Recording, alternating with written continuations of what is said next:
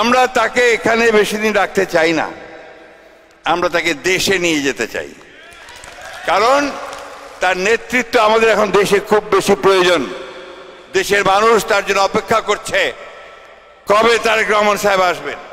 আসলেই আমরা নিঃসন্দেহে সেই আমাদের যে শক্তি, আমাদের যে আন্দোলন, আমাদের যে সংগ্রাম, স্বাধীনতার যে সংগ্রাম, সেই সংগ্রাম আরো অনেক বেশি জোরদার হবে বন্ধুগণ।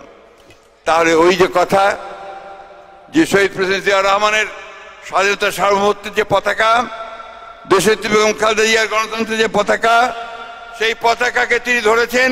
এখন এই পতাকাকে তিনি পুরোপুরিভাবে এই বাংলাদেশের মাটিতে নিয়ে যাবেন বলে আমরা বিশ্বাস করি বন্ধুরা। আজকে শুধু আমরা নই, আজকে সারা বিশ্বের মানুষ তার দিকে তাকিয়ে আছে। এই যে 50 বছর 53 বছর পরে এই রাষ্ট্রটি আবার নতুন করে একটা গণতান্ত্রিক পথে যাওয়ার সুযোগ দেখছে, একটা পথ দেখছে, সেই পথে নেতৃত্ব দেবেন আমাদের আমাদের আমাদের নেতা জনাব তারেক রহমান। বন্ধুগণ, আপনাদের সকলের প্রতি আমরা কৃতজ্ঞতা জানাতে চাই। এখানে যারা আছেন আপনারা সবাই অত্যন্ত কষ্ট করেছেন, পরিশ্রম করেছেন। আমি জানি অনেকে 15 বছর 16 বছর দেশের বাড়িতে যেতে পারেননি, অনেকে যাওয়ার কথা ভাবছেন।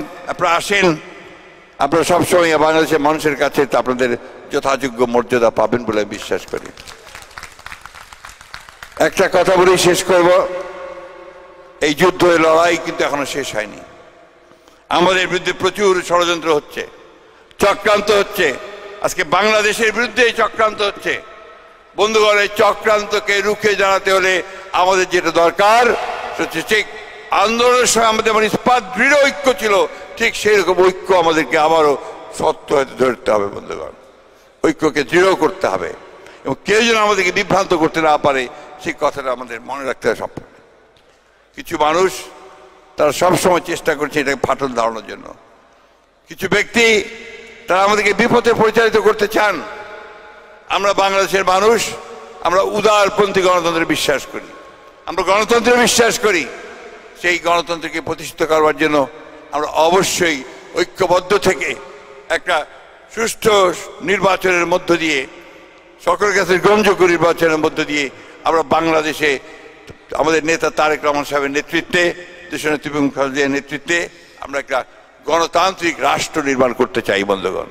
যে রাষ্ট্রে সমস্ত মানুষের বিকশিত হওয়ার সুযোগ থাকবে, আমাদের বেকার ছেলেরা তারা কর্মসংস্থান পাবে, কলকারখানা গড়ে উঠবে, কৃষির উৎপাদন বৃদ্ধি পাবে।